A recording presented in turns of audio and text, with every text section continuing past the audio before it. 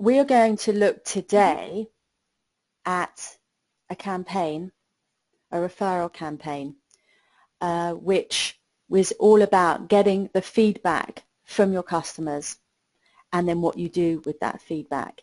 Now you can see on the top right we've got detractors, passive and promoters.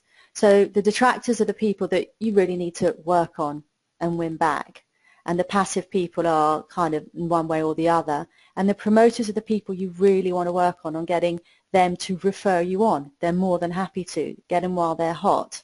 So this is taking people, this is straight after someone's purchased, and is this at the end of, we're just bringing people back to the end of the life cycle? It's immediately after you've had an experience, a webinar such as today, or some kind of service that you've offered them. Doesn't always have to involve an actual purchase, to get the feedback on their experience with you, and then for you to react to the feedback that they've given. Turn the promoters into referrers and getting them to refer you on to other people, and if you're able to, reward them for that, as well as reward the people to whom they're referring for the experience as well. So the first stage of this is actually asking for the feedback. This actual campaign, if you wanted at the end, I'm very happy to email out to people and drop into their apps, no problem at all. It works on the NPS score, the net profit, not the net profit, it's gone out of my head completely. Net promoter score. The net promoter score. Net promoter. Thank you. I don't know where that came from. I'm feeling a little bit like a child let loose without Daryl here. It's like, who let the children be in charge of this? Where are the grown-ups?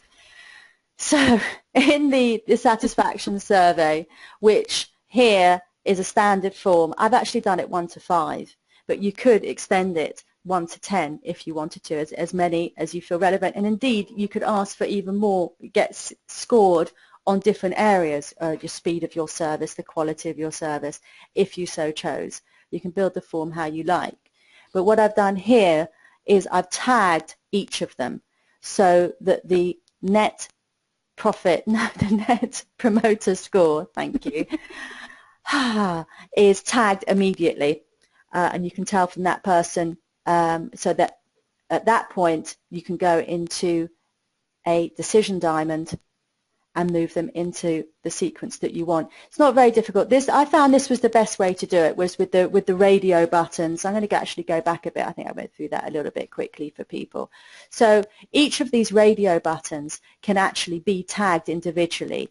When you go into the radio button options, when you're creating it, that little luggage tag on the right hand side will enable you to put one or many tags in there.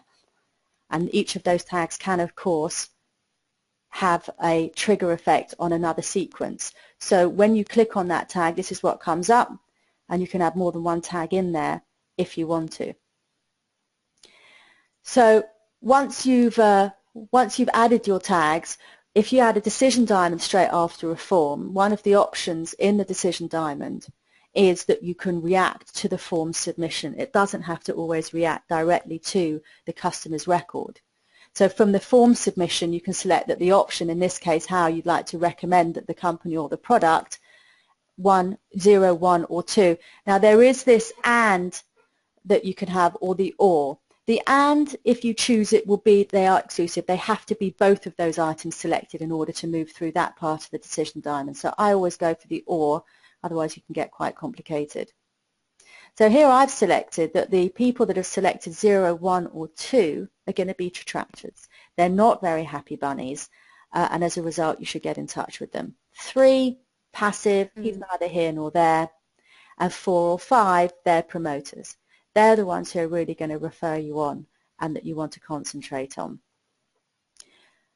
So here in the detractor sequence, I've actually applied a tag in order that the people are in the system in Infusionsoft tagged as detractors. They get a thank you email anyway, but immediately that they are marked detractor, someone in customer services or me is going to get in touch with them. So a task is created immediately because you want to win them back.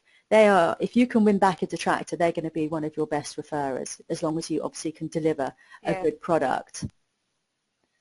Then it's a question of offering out the referral request.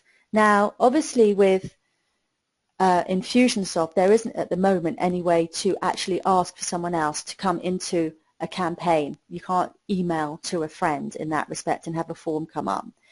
Here on the landing page for the referral campaign, we've got the benefits to the referrer and the benefits to the referee. And this form looks like it's simple enough, but there's actually a little bit of trickery going on here, which is the first name and the last name, your name, isn't actually the one that's in the database in the CRM. What we're doing is we're creating a custom field that you become the referrer for the person that you are introducing. And then your friend's first name and your friend's last name become a new record that will be created in the system. So you're creating a new contact record, the referrer is creating a new contact record for the person that they want to refer the work onto, the business, the product, whatever it is, onto. So those custom fields are very important. Then, once you've got that, you can email this new person with their free gift or promotion and get them to opt in their own right. So there you can see there's a landing page for the free gift for the referrals, and they are then opting into your system in their own right. And then, of course, they're a customer, and your normal lead generation and follow-up and upsells would apply from that point forward.